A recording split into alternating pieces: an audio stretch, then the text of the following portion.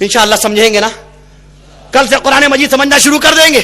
الحمدللہ رب العالمین الرحمن الرحیم. All praises be to Allah, cherisher and sustainer of the worlds. آپ جس رب کو نماز میں یاد کر رہے ہیں، آپ اپنی اماں کی تعریف نماز میں نہیں کر سکتے، آپ اپنے ابا کی تعریف نماز میں نہیں کر سکتے، حالانکہ ماں کے قدموں تلے جنت ہے. یہ رسول پاک کا فرمان. فإن الجنت عند رجلها. صحابی سے کہہ دیا کہ جنت جانا چاہتے ہو؟ فرمانے لگے جی ہاں. حضرت جابر رضی اللہ عنہ سے پوچھا یا رسول اللہ، حضرت جابر نے پوچھا یا رسول اللہ ہم جنت جانا چاہتے ہیں، اجازت دے دیجئے میدان جنگ میں جا کر کے میں پورے طور پہ جہاد کر کے اپنی گردن کٹاؤں گا اور اس کے بعد جنت چلا جاؤں گا، چونکہ یہی بشارت ہے. رسول پاک صلی اللہ علیہ وسلم نے فرمایا اے جابر تمہاری والدہ زندہ ہے؟ جی ہاں. نعم نعم یا رسول اللہ، بے شک میری والدہ زندہ ہے. آقا صلی اللہ علیہ وسلم نے فرمایا اے جابر جاؤ جا کر اپنی ماں کی خدمت کرو. فإن الجنت عند رجلها. بے شک تمہاری ماں کے قدموں تلے جنت ہے. دیکھیں ماں کے قدموں تلے جنت ہے، مگر جہاں آپ نماز میں بارگاہ الہی میں حاضر ہو گئے، اللہ اکبر کہہ کر جیسی تکبیر تحریمہ کے بعد نیت باندھی، تو اب آپ نماز میں اپنی ماں کی تعریف نہیں کر سکتے، اپنے ابا کی تعریف نہیں کر سکتے،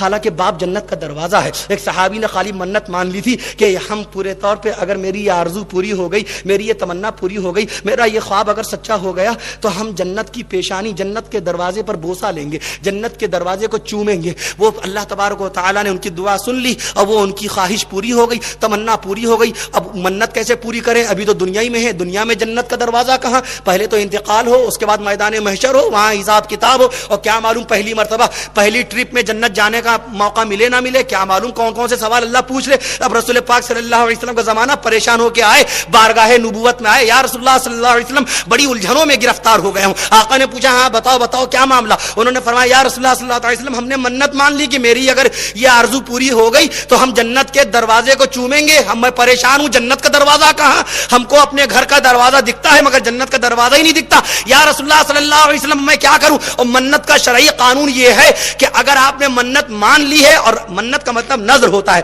یعنی عبادت کے نام پر ایک عہد کرنا، اے میرے اللہ اگر تو نے ہم کو یہ دکان دلا دی جائز طریقے پر تو تیری بارگاہ پاک میں ہم 10 رکعت نماز بطور شکر ادا کریں گے، 10 رکعت نماز بطور شکر. تو اب یہ قرض ہو گیا اللہ کا، اللہ تعالیٰ نے آپ کو دکان دلا دی بہت سکون و عافیت کے ساتھ، تو اب آپ پر لازم ہے. نظر کا مطلب، منت اور نظر کا مطلب یہ ہوتا ہے اللہ سے کانٹریکٹ کرنا، اللہ تعالیٰ سے ایک معاہدہ کرنا، اس بدلے پر، عبادت کے بدلے پر، یعنی جو کام عبادت ہو اسی کا واسطہ دیا جائے گا. جیسے کہ یہ کوئی کہہ دے کہ اللہ پاک اگر تو نے میرا یہ کام کر دیا تو تیری بارگاہ میں ہم تیرے غربا بندے کو، تیرے یتیم بندوں کو ہم اتنے 100 روپے بطور صدقہ ان کی مدد کریں گے. منت اس کی ہو جائے گی جو کہ صدقہ عبادت میں شامل ہے. صدقہ عبادت، منت میں یہ نہیں ہوتا، جو کام عبادت نہیں وہ منت میں نہیں مانا جاتا. اے اللہ اگر تو نے ہم کو یہ دکان دلا دی تو ہم خوب مرغا کھائیں گے، یہ منت نہیں ہو سکتی.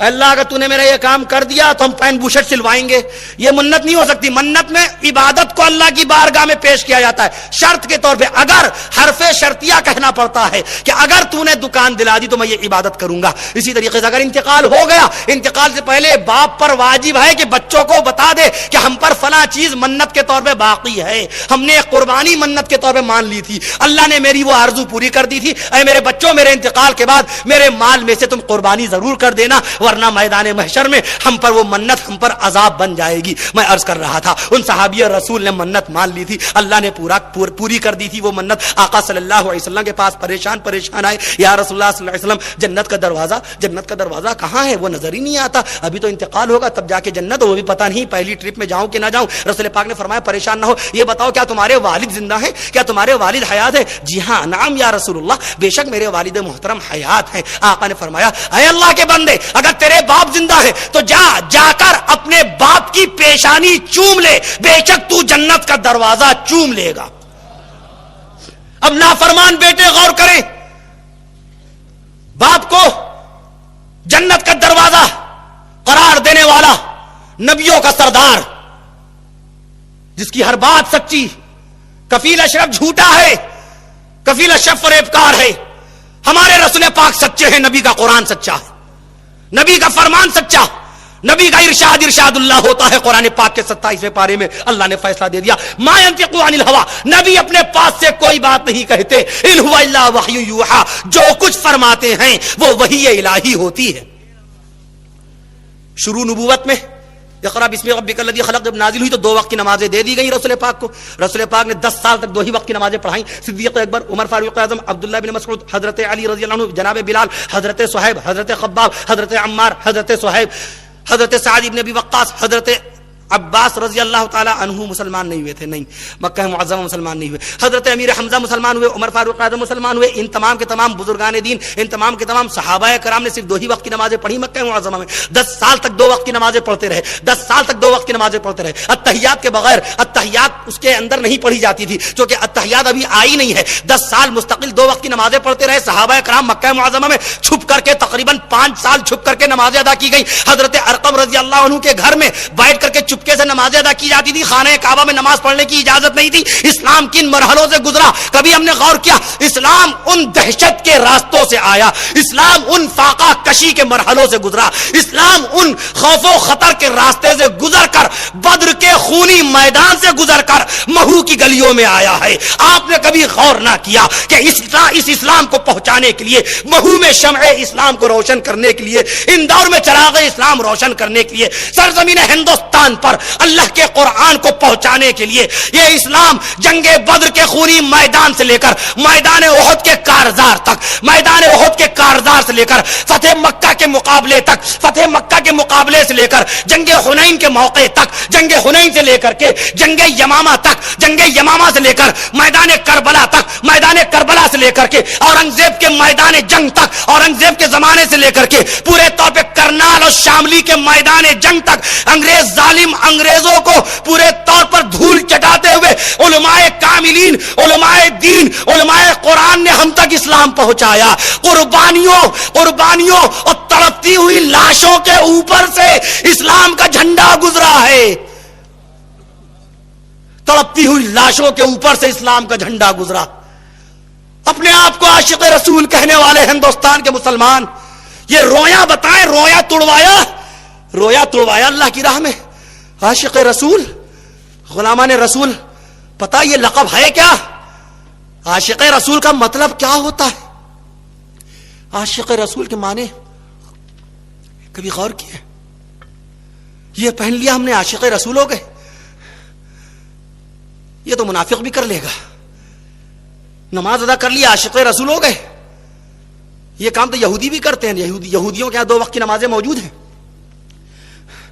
قرآن پڑھ لیا عاشق رسول ہو گئے. یہ کام عیسائی بھی کرتے ہیں. انجیل پڑھتے ہیں. انجیل بھی اللہ تعالیٰ نے نازل فرمائی تھی. کبھی ہم نے غور کیا؟ صحابی رسول تشریف لائے، یا رسول اللہ صلی اللہ علیہ وسلم ہم آپ سے سچی محبت کرتے ہیں. دیکھیں ہندوستان کے وہ لوگ جو سنت رسول صلی اللہ علیہ وسلم سے دور ہیں، اللہ کے مقدس گھروں سے دور ہیں، مسجدوں میں ادا کی جانے والی نمازوں سے دور ہیں، اللہ کے گھروں سے رشتے توڑے ہوئے ہیں. وہ غور کریں. سنتوں پہ عمل نہیں اور عاشق رسول ہونے کا دعویٰ، قرآن پاک کی تلاوت نہیں اور عاشق رسول ہونے کا دعویٰ، حدیث رسول کا علم نہیں، عاشق رسول ہونے کا دعویٰ، رسول پاک کے جانثار صحابہ کرام کے قتل عام کی تاریخ دل گزار سے، تاریخ دل آزار سے واقف نہیں اور عاشق رسول ہونے کا دعویٰ. رسول پاک کی بیوی کا انتقال کس قسم پرسی میں ہو گیا اور اپنے آپ کو ہم عاشق رسول کہتے ہیں. ہم کو یہ نہیں پتا رسول پاک صلی اللہ علیہ وسلم کے اوپر کے دونوں دانت شریف کیسے شہید ہوئے اور کس طرح خون بہا، طائف میں کیسے لہو لہان کر دیے گئے. قد اوذیت، آقا فرما رہے ہیں قد اوذیت فی اللہ وما یوذا. آقا نے فرمایا کہ کسی بھی شخص کو اتنی اذیت نہیں پہنچائی گئی ہے جتنی مجھ کو اذیت پہنچائی گئی ہے زمین پر. آقا لہو لہان کیے جا رہے ہیں. طائف کا واقعہ ہم کو معلوم نہیں، سن ہمارے دماغوں میں نہیں، کتاب سے کوئی تعلق نہیں. آقا کس طریقے سے خون میں شرابور کر دیے جا رہے ہیں، میرے رسول پاک خون میں نہلائے جا رہے ہیں، میرے رسول پاک کو مکے سے کھدیڑا جا رہا ہے، میرے رسول پاک کو خانہ کعبہ میں نماز پڑھنے کی اجازت نہیں دی جا رہی ہے. کن مرحلوں سے اسلام گزرا اور کن مقامات سے اسلام گزر کر کے آج ہمارے گھروں میں موزائک کے فرش میں رہنے والے مسلمانوں کے سینوں میں پہنچ گیا. ان کو پتا نہیں ہے کہ اسلام کس قسم کی قربانیوں کو پورے طور پر آج بھی پکار رہا ہے، کیونکہ صحابہ نے قربانی دے کر کے اسلام کو پہچانا تھا. ہم بغیر قربانی کے اپنے آپ کو اسلام پہ قائم کیے ہوئے ہیں. معلوم یہ ہوا کہ ہمارا ایمان